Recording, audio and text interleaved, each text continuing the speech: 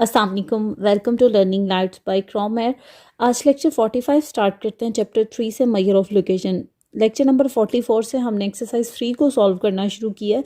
आज के हम अपने लेक्चर में एक्सरसाइज 3 के जिन क्वेश्चंस को सॉल्व करेंगे वो मेरे पास हैं question number 3.2, question number 3.3, question number 3.4 and question number 3.5। Actually मैंने इस चैप्टर को इस तरह स्टार्ट किया था कि टॉपिक वाइज हम चैप्टर को कवर कर रहे थे और टॉपिक से रिलेटेड कोई क्वेश्चन अगर एग्जाम्पल से बेहतर लगता था पिक करना तो एग्जाम्पल को लेके मैं सॉल्व कर देती थी, नहीं तो मैं एक्सरसाइज से लेके सॉल्व कर लेती थी। तो टॉपिक वाइज पहले चैप्टर को कवर किया, दैन एक्सरसाइज की तरफ हम आए हैं। तो दैट्स वाई आपके क्वेश्चन आगे पीछे हो सकते हैं, लेकिन मैं लास्ट में इसलिए एक्सरसाइज करवाना चाह रही हूँ कि अगर कोई क्वेश्चन मिस हो गया तो आपको वो भी क्वेश्चन करवा दिया जाए। अब आप देखें क्वेश्चन नंबर 3.2, इसमें आपको कहा गया है find the geometric mean of 50, 67, 39, 40, 36, 60, 54 and 43। आपने इस क्वेश्चन का ज्योमेट्रिक मीन कैलकुलेट करना है। जब मैंने ज्योमेट्रिक मीन का टॉपिक आपसे डिस्कस किया था तो मैंने लेक्चर नंबर 32 में आपको इस क्वेश्चन का कंप्लीट सोल्यूशन करवाया है। डिस्क्रिप्शन बॉक्स में आपको मैं लेक्चर नंबर 32 का लिंक डाल दूंगी, आप काइंडली विजिट कर लीजिएगा, आपकी बेहतर रहनुमाई हो जाएगी। नेक्स्ट क्वेश्चन है क्वेश्चन नंबर 3.3। इस क्वेश्चन में आपको कहा गया है a man travelling 100 kilometre has 5 stages at equal interval. The speed of the man in the various stages was observe to be 10, 16, 20, 14, 15 kilometre per hour. Find the average speed at which the man travels. आपने average speed calculate करनी है। Lecture number 39 में मैंने इस question को solve किया था। Lecture number 39 कह सकते हैं कि 38 और 39 काफ़ी इंपॉर्टेंट है।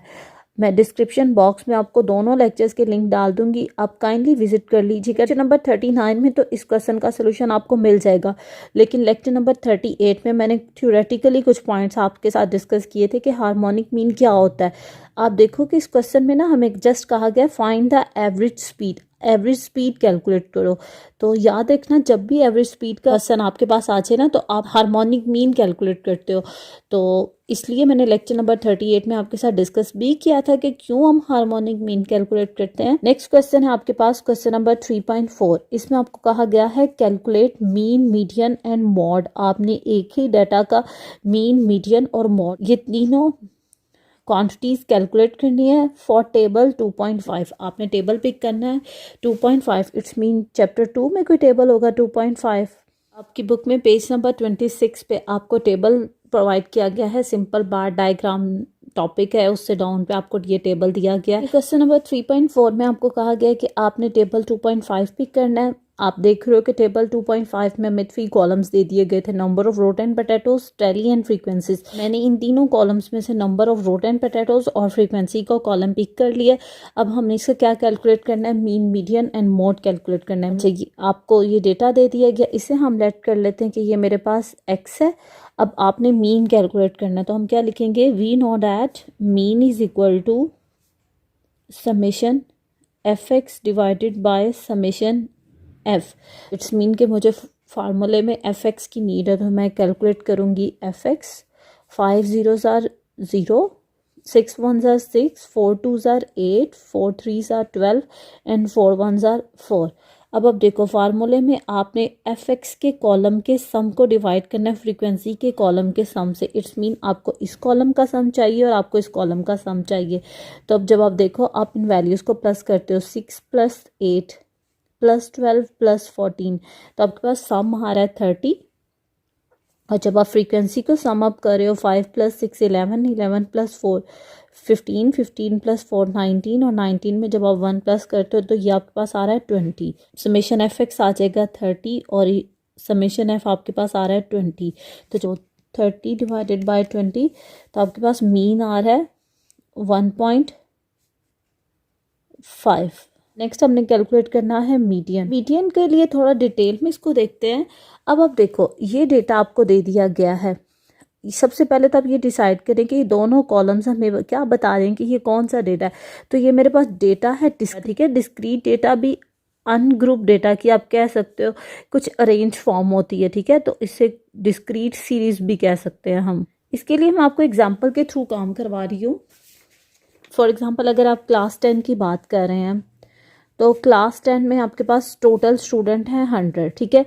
अब आपने इन 100 स्टूडेंट्स का टेस्ट लिया 10 मार्क्स का, ठीक है, आपने एक टेस्ट कंडक्ट किया है 10 मार्क्स का। ये जो 100 स्टूडेंट 10 मार्क्स का टेस्ट देंगे तो हम कह सकते हैं कि ये 100 स्टूडेंट में सपोज जो फर्स्ट स्टूडेंट था उसके 10 में से मार्क्स आए हैं 5, सेकंड के आए हैं 3, फिर आए हैं 9, फोर्थ फेल हो गया उसके 0 आ गए, फिफ्थ के 1 आ गए। इस तरह मेरे पता है एक स्टूडेंट के 10/10 आ गए, तो इट्स मीन मेरे पास ये 100 मार्क्स अवेलेबल होंगे, ठीक है। तो अब आप खुद से देखो कि अगर 100 मार्क्स मेरे पास हैं तो इन मार्क्स को हम यूं ही लिखेंगे 5,3,9,0। ये जो इस तरह की वैल्यूज़ होती है ना, इसको आप क्या कह सकते हो, इसको आप इंडिविजुअल सीरीज़ कह सकते हो, ठीक है, इंडिविजुअल सीरीज़। 100 मार्क्स का डेटा आपने बताना है। अगर आप यही समरी आपने प्रिंसिपल को या हेड को दिखाते हो तो ये तो काफ़ी कॉम्प्लिकेटेड है, एक अरेंज फॉर्म नहीं है। तो इंडिविजुअल सीरीज़ को अरेंज फॉर्म में कन्वर्ट करने के प्रोसेस को ही डिस्क्रीट सीरीज़ कहते हैं। मार्क्स आए होंगे या तो 0 या मेरे पास होंगे 10, इनके सेंटर में मार्क्स स्टूडेंट्स के होंगे, इससे ज़्यादा एक्सीड नहीं कर सकते। तो मैं ये इस तरह नहीं लिख सकती कि x इज़ 0 1 2 3 अप टू सोन 10 और इधर मैं डाल दूँ नंबर ऑफ स्टूडेंट्स के 100 में से कितने स्टूडेंट्स थे जिन्होंने 0 मार्क्स लिए हैं, कितने स्टूडेंट थे जिन्होंने 1 मार्क्स लिए हैं। तो ठीक है, इट्स मी f और x का कॉलम दिया। एक्चुअली ये मेरे पास क्या था, ये मेरे पास इंडिविजुअल सीरीज़ ही थी जिसको हम अनग्रुप डेटा कहते हैं। इसी को इसने थोड़ा सा ऑर्गेनाइज्ड फॉर्म में लिख लिया, ठीक है। तो अब हम मीडियन कैसे कैलकुलेट करेंगे, हम मीडियन उसी तरह कैलकुलेट करेंगे जिस तरह हम अपने अनग्रुप डेटा में से मीडियन कैलकुलेट करते हैं। देखिए यहाँ से मैं इस डिस्क्रीट सीरीज़ को, ये जो अरेंज किया हुआ डेटा, मैं आपको अनग्रुप में कन्वर्ट करके दिखाती हूँ। 0 कितने टाइम आया, 5 टाइम, यानी कि रूट एंड पोटैटो 0 5 टाइम आए, 1 2 3 4 5, ठीक है। 1 कितने टाइम आया, 6 टाइम, 1 2 3 4 5 6। 2 कितने टाइम आया, 4 टाइम, तो मैं 2 को 4 टाइम लिख दूंगी, 1 2 3 4। 3 कितने टाइम आया, 4 टाइम, तो मैं 3 को भी 4 टाइम लिख दूंगी। और 4 कितने टाइम आया, जस्ट 1 टाइम, ठीक है। तो अब इसमें मुझे बताएं नंबर ऑफ वैल्यूज़ क्या होंगी, 1 2 3 4 5 6 7 8 9 10 11 12 13 14 15 16 17 18 19 20। तो n आपके पास आ गया 20। तो मेरे पास इवन नंबर होता है, ठीक है। तो अब हम मीडियन का वो फार्मूला लिखेंगे जिसमें नंबर ऑफ वैल्यूज़ इवन होती हैं। तो हमने सीखा था जब मीडियन का टॉपिक डिस्कस किया था कि median is equal to 1/2 n/2 th value plus n+2/2 th value. Kindly इस डेटा से आपने ये कंफ्यूज नहीं होना कि ये मेरे पास ग्रुप डेटा है, ठीक है। ये एक्चुअल अनग्रुप डेटा को ही ऑर्गेनाइज करने के अमल को या ऑर्गेनाइज फॉर्म में रिप्रेजेंट करने के अमल को हम डिस्क्रीट सीरीज़ कहते हैं।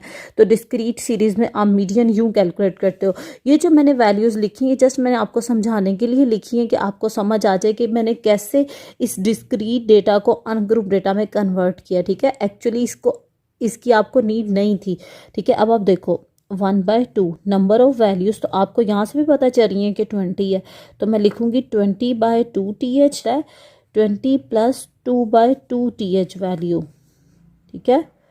तो जब आप 20 को 2 पे डिवाइड करते हो तो आपके पास वैल्यू आती है 10 th और प्लस आपके पास वैल्यू आ रही है 11 th।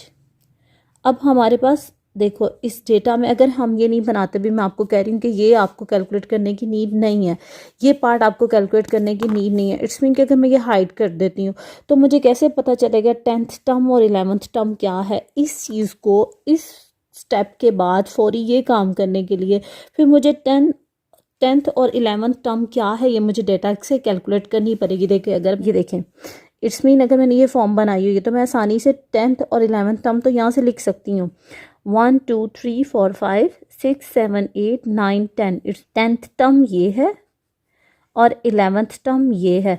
लेकिन अगर डेटा में अभी तो 20 वैल्यूज़ थी तो मैंने इस तरह अरेंज करके ये मैंने इस फॉर्म में लिख लिया। सपोज़ अगर मेरे पास ये नंबर ऑफ़ वैल्यूज़ ही 100 हो जाती तो फिर मेरे लिए तो काफ़ी मुश्किल था इस फॉर्म में डेटा को कन्वर्ट करना। तो इसलिए मैंने ये स्टेप जस्ट आपको समझाने के लिए किया है। अब मैं आपको इस स्टेप से बाय यूजिंग दीज 2 टेबल्स में आपको बताती हूँ कि 10th और 11th टर्म क्या होगी, ठीक है। इस प्रॉब्लम को सॉल्व करने के लिए आपको मीडियन में फिर एक कॉलम की ज़रूरत पड़ेगी। उसे हम क्या कहते हैं, उसे हम क्यूमुलेटिव फ्रीक्वेंसी कहते हैं, ठीक है। तो मैं यहाँ पे कॉलम कैलकुलेट करूँगी जिसे मैं कह दूँगी CF stand for cumulative frequency. First frequency 5 यूँ ही आ जाएगा, 5 में आप सेकंड फ्रीक्वेंसी 6 प्लस कर दोगे तो आपके पास आ रहा है 11। 11 में आप थर्ड फ्रीक्वेंसी 4 प्लस करोगे तो ये मेरे पास बन जाएगा 15। 15 में आप फोर्थ फ्रीक्वेंसी प्लस करोगे तो ये मेरे पास आ रहा है 19, और 19 में आप लास्ट फ्रीक्वेंसी 1 प्लस करोगे तो ये आपके पास आ रहा है 20। तो ये मेरे पास बन गया CF का कॉलम।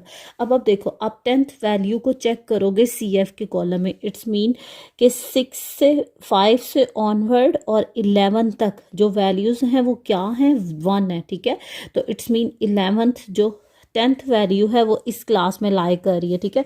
तो ये जो x होगा ये आपके पास रिक्वायर्ड नंबर है, तो यहाँ पे आ जाएगा 1/2, 1 प्लस और 11 वैल्यू भी x आ जाएगी, ठीक है, जो कि क्या है 1। तो इस तरह हम लिख सकते हैं, ये भी बनाने की ज़रूरत नहीं पड़ी, ठीक है। तो ये मेरे पास आ जाएगा 2/2, तो 2/2 1 होता है, तो इट्स मीन मीडियन आपके पास क्या आ गया, 1 आ गया। अब आपने क्या कैलकुलेट करना है, मोड कैलकुलेट करना है, ठीक है। मोड का कोई फार्मूला नहीं होता डिस्क्रीट सीरीज में, और अनग्रुप डेटा में हम यही लिखते हैं कि mode is equal to the most frequent value, the most frequent value.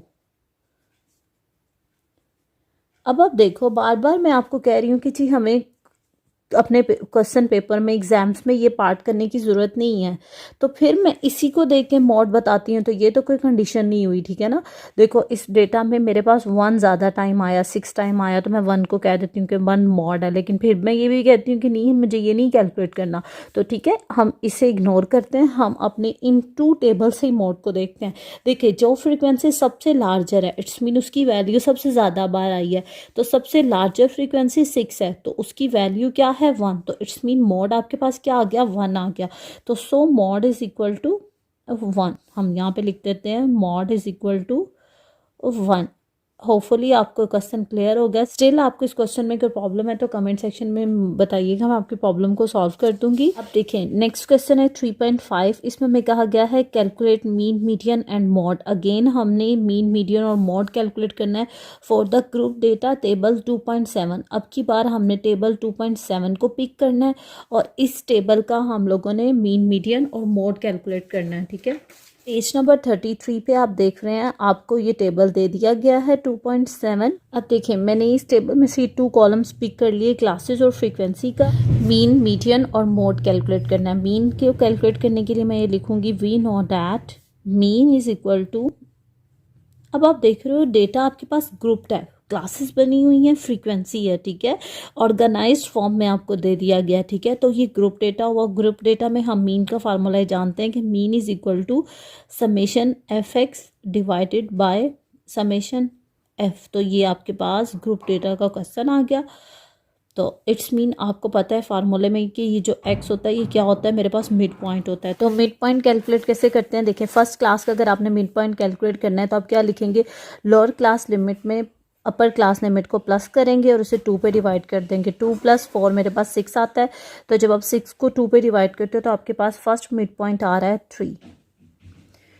Second class का मिड पॉइंट भी इसी तरह कैलकुलेट करेंगे, इसकी लोअर क्लास लिमिट में अपर क्लास लिमिट को प्लस करते हैं, 4 + 8 आपके पास 12 आता है। 12 को जब आप 2 पे डिवाइड करेंगे तो आपके पास मिड पॉइंट आ रहा है 6। सिमिलरली आप तमाम क्लासेस के लिए मिड पॉइंट कैलकुलेट कर लेंगे। देखें सेकेंड लास्ट क्लास है ये मेरे पास, इसकी वैल्यूज़ हैं लोअर क्लास लिमिट 16 और अपर क्लास लिमिट है 22। तो आप क्या करेंगे 16 + 22 आपके पास वैल्यू आ रही है 38, इसे 2 पे डिवाइड करेंगे तो आपको इस क्लास का भी मिड पॉइंट मिल जाएगा जो कि क्या है 19। लास्ट क्लास है आपके पास 22 to 30, तो आपने इस क्लास का मिड पॉइंट कैसे कैलकुलेट करना है, 22 + 30 आपके पास आ रहा है 52। 52 को आप 2 पे डिवाइड करेंगे तो आपके पास मिड पॉइंट आ रहा है 26। को एफ का प्रोडक्ट चाहिए और फिर उस प्रोडक्ट के कॉलम का सम चाहिए, तो इट्स मीन आप क्या करेंगे एफ और एक्स को इंडिविजुअली मल्टीप्लाई करेंगे। तो हम नेक्स्ट कॉलम बनाएंगे एफ का। अब देखें आपके पास फर्स्ट फ्रीक्वेंसी है 5 और फर्स्ट मिड पॉइंट है 3। फ्रंट मल्टीप्लिकेशन करते हुए 5 × 3 = 15, ये मेरे पास इधर आ जाएगा। 10 × 6 = 60 होते हैं, ये मेरे पास इधर आ। 12 को जब आप 10 से मल्टीप्लाई करेंगे तो 120 आता है, और जब आप 14 को 14 से मल्टीप्लाई करेंगे तो आपके पास वैल्यू आ रही है 196।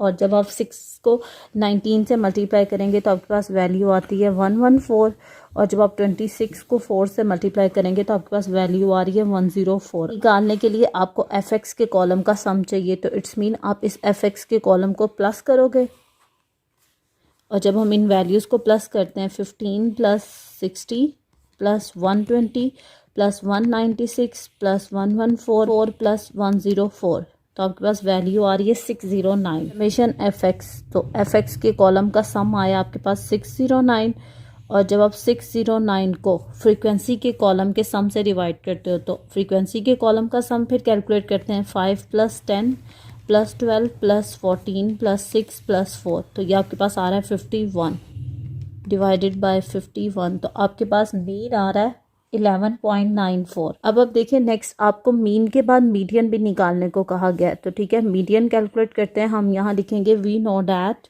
मीडियन का फार्मूला है फॉर ग्रुप डेटा। क्या होता है कि मीडियन इक्वल होता है L plus H/F n/2 minus C। Lecture number 41 में मैंने आपके साथ काफ़ी डिटेल में मीडियन को डिस्कस किया। इसमें मैंने क्वेश्चन नंबर 3.19 को सॉल्व किया था। इसमें मैंने आपको बताया था कि मीडियन में जो हमें लाजमी कॉलम्स चाहिए वो मेरे पास एक तो CB का कॉलम और फ्रीक्वेंसी का कॉलम चाहिए, ठीक है। तो आप पहले क्वेश्चन नंबर 3.19 इस क्वेश्चन के सोल्यूशन को देखिएगा तो होपफुली आपके लिए क्वेश्चन काफ़ी आसान हो जाएगा, लेकिन मैं यहाँ आपको सॉल्व करके दिखाती हूँ। तो L से लोअर क्लास बाउंड्री होती है, ठीक है, फॉर मीडियन क्लास। तो लोअर क्लास बाउंड्री, तो इट्स मीन आपको जो कॉलम चाहिए वो कौन सा चाहिए, आपको CB का कॉलम चाहिए। याद रखिएगा जिस भी फार्मूले में आपको ये L लिखा नज़र आ जाता है तो इट्स मीन आपको उस फार्मूले में लाजमी CB का कॉलम चाहिए, ठीक है। और नेक्स्ट आपको किसका कॉलम चाहिए, आपको C का कॉलम चाहिए, कैम्युलेटिव फ्रीक्वेंसी। तो आप कौन सा कॉलम कैलकुलेट करोगे, आप कैम्युलेटिव फ्रीक्वेंसी का कॉलम B कैलकुलेट करोगे। अब आप देखें CB का कॉलम मैंने यहाँ हेडिंग दी है, मैं यहाँ कैलकुलेट नहीं करूँगी, मैं आपको समझाने के लिए बता रही हूँ कि CB क्या होती है। ये देखें आपके क्वेश्चन में आपको ये क्लासेस प्रोवाइड की गई थी 2 to 4, 4 to 8। अगर कोई क्लास जिस वैल्यू से फिनिश हो और नेक्स्ट क्लास उसी वैल्यू से स्टार्ट हो जाए तो इट्स मीन ये दोनों नंबर्स तो सेम है, ठीक है। ये देख रहे हैं आप लास्ट पे ये वैल्यू सेम आ रही हैं, ठीक है। तो इट्स मीन ये आपको गिवन क्वेश्चन में क्लासेस भी दे दी गई हैं और क्लास बाउंड्रीज भी दे दी गई हैं। तो इट्स मीन आपको इधर क्लास बाउंड्री निकालने की कोई नीड नहीं है, आप इधर हेडिंग भी नहीं दोगे। जस्ट मैंने इसलिए लिखा था कि मैं आपको एक्सप्लेन कर दूं कि और CF क्या होता है, कम्युलेटिव फ्रीक्वेंसी। कम्युलेटिव फ्रीक्वेंसी कैसे कैलकुलेट करते हैं, आप पहली फ्रीक्वेंसी को ऐसे लिख देते हो 5 में इनकमिंग फ्रीक्वेंसी जो है वो प्लस करते हो, तो 5 + 10 आपके पास आ जाएगा 15 + 12 आपके पास आ रहा है 27, और जब आप 27 में 14 इनकमिंग फ्रीक्वेंसी को प्लस करते हो तो आपके पास वैल्यू आ रही है 41, और जब आप 41 में 6 को प्लस करते हो तो आपके पास वैल्यू आ रही है 47, और जब आप 47 में इनकमिंग फ्रीक्वेंसी 4 को प्लस करते हो तो आपके पास वैल्यू आ रही है 51। मैंने आपको जब CF तरह बनी है ये भी इसकी निशानी है कि अगर लास्ट कैम्युलेटिव फ्रीक्वेंसी 51 आ रही है तो फ्रीक्वेंसी का सम भी 51 होना चाहिए। तो ये तो मेरे पास हो गया CF को चेक करने का वे। अब आप देखें मीडियन में आप सबसे पहले क्या कैलकुलेट करोगे, आप ये n/2 कैलकुलेट करते हो, ठीक है। तो n इक्वल होता है समेशन F के, तो समेशन F आपके पास आ रहा है 51 को 2 पे डिवाइड करें तो आपके पास वैल्यू आ रही है 25.5। अब आपने इस 25.5 को किस कॉलम में चेक करना है, आपने 25.5 को चेक करना है CF के कॉलम में कि कहाँ पे 25.5 आ रहा है। तो आप क्लास में नहीं आ रहा क्योंकि ये क्लास F5 से फिनिश हो रही है, नेक्स्ट क्लास 15 पे ख़त्म हो रही है, थर्ड क्लास 27 पे ख़त्म हो रही है। तो इट्स मीन इस वैल्यू में या इस क्लास में मेरे पास 25.5 लाई कर गया। आप इस पूरी क्लास को हाईलाइट करोगे और ये लिख दोगे कि ये कौन सी क्लास है, ये मीडियन क्लास है। हम यहाँ मेंशन कर देंगे कि ये मीडियन क्लास है। अब आप क्या करेंगे, इस फार्मूले में L होता है इस मीडियन क्लास की लोअर क्लास लिमिट, ये जो 8 है ये L कहलाएगा। एज क्या होता है, क्वेश्चन में जो आपके पास हाइट दे दी जाती है आपको, ठीक है। हाइट कैसे कैलकुलेट करते हैं, आपने 2 एडजेसेंट क्लासेस लेनी, आपने 4 में से 2 माइनस करो तो आपके पास क्या आ रहा है, 2 आ रहा है। और 8 में से आप 4 माइनस करो तो आपके पास क्या आ रहा है, इधर आपके पास 4 आ रहा है। डेटा आपको ऐसा प्रोवाइड किया गया जिसमें एज आपके पास 2 भी है, 4 भी है, और इधर से आप चेक करो तो आपके पास 8 आ रहा है, और यहाँ से अगर आप माइनस करो तो आपके पास 6 आप प्रोवाइड नहीं करते जिसमें आपका एज डिफर कर जाए। ठीक है, अगर कोई डेटा आपके पास ऐसा दे दिया जाता है जिसमें एज आपके पास डिफर कर जाए, डिफरेंट हो, ठीक है, तो उस सूरत में आपने इन 2 4 6 8 कोई सी भी वैल्यू आप एज की ले सकते हो। ठीक है, तो मैं ले रही हूँ 4, तो ये आपके पास आ जाएगा 4। और नेक्स्ट है फ्रीक्वेंसी, मीडियन क्लास की फ्रीक्वेंसी आपके पास 12, तो ये आपके पास आ जाएगा 12। n/2 है आपके पास 25.5, और मीडियन क्लास से ऊपर वाली जो कम्युलेटिव फ्रीक्वेंसी होती है वो आपके पास सी कहलाती है, तो सी आपके पास आ रहा है 15। अब आप देखें इस ब्रैकेट को आप कैसे सॉल्व करेंगे। आप पहले 25.5 में से माइनस करोगे 15, तो आपके पास वैल्यू आ रही है 10.5। 10.5 को आप 4 से मल्टीप्लाई करोगे, ठीक है, और डिवाइड कर दोगे 12 से, तो आपके पास वैल्यू आ रही है 3.5। इट्स मीन आपने ये सारी जो टर्म थी इसको कैलकुलेट कर लिया। अब आप 8 में प्लस करोगे 3.5, तो आपके पास वैल्यू आ रही है 11.5, तो ये मीडियन आपका आ गया 11.5।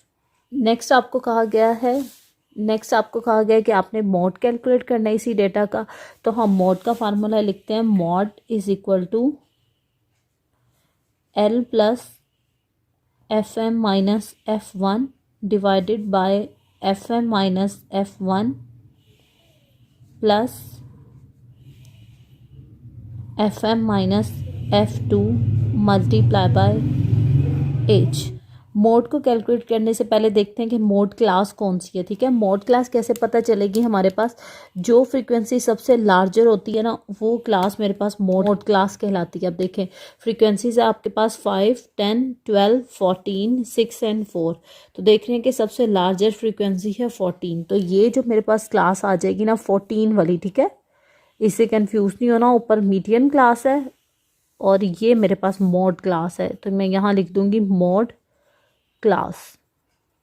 अब इस फार्मूले में से इन चीज़ों को फाइंड आउट करते हैं कि FM क्या है, F1 क्या है। जो सबसे लार्जर फ्रीक्वेंसी होती है वही आपकी FM कहलाती है, तो ये आपके पास आ गया FM।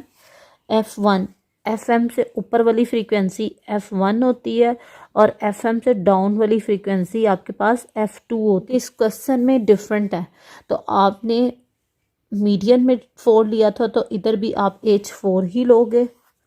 और L क्या होता है, जो मोड क्लास की लोअर क्लास लिमिट होती है, तो ये आपके पास 12 है। ठीक है, वैल्यूज फार्मूले में सब्स्टिट्यूट करते हैं। L लिखेंगे 12 प्लस FM है आपके पास 14 minus 12 divided by 14 minus 12 plus 14 minus 6 multiply by 4। अब देखें 12 यूं ही रहेगा। जब आप 14 में से 12 को माइनस करते हैं तो आपके पास वैल्यू आ 2, और 14 में से 12 अगेन आपके पास 2 आएगा, प्लस 14 में से 6 माइनस करते हैं तो आपके पास वैल्यू आ रही है 8 और मल्टीप्लाई बाय 4। अब आप देखें इन ये जो वैल्यूज़ हैं इन्हें कैसे आप सम अप करो, डिवाइडेड बाय 8 प्लस 2 आपके पास 10 होता है मल्टीप्लाई बाय 4। ठीक है, तो 12 यूं ही। अब आप क्या करोगे, 4 को मल्टीप्लाई कराओगे 2 से, 4 2 ज़ार 8 डिवाइडेड बाय 10, तो 12 यूं ही चलता जाएगा। अब आप 8 डिवाइडेड बाय 10 करें तो आपके पास वैल्यू आ रही है 0.8। अब आप इसमें 12 प्लस कर दें, ठीक है, तो आपके पास फाइनली मोड की वैल्यू आ जाएगी 12.8। तो ये आपके पास आ गया मोड। इसके साथ आज का हमारा लेक्चर फिनिश होता है। लास्ट में आप सबसे रिक्वेस्ट है प्लीज़ चैनल को लाइक और सब्सक्राइब करें, अपने दोस्तों के साथ शेयर करें, अपना ख्याल रखिएगा। अल्लाह हाफिज़।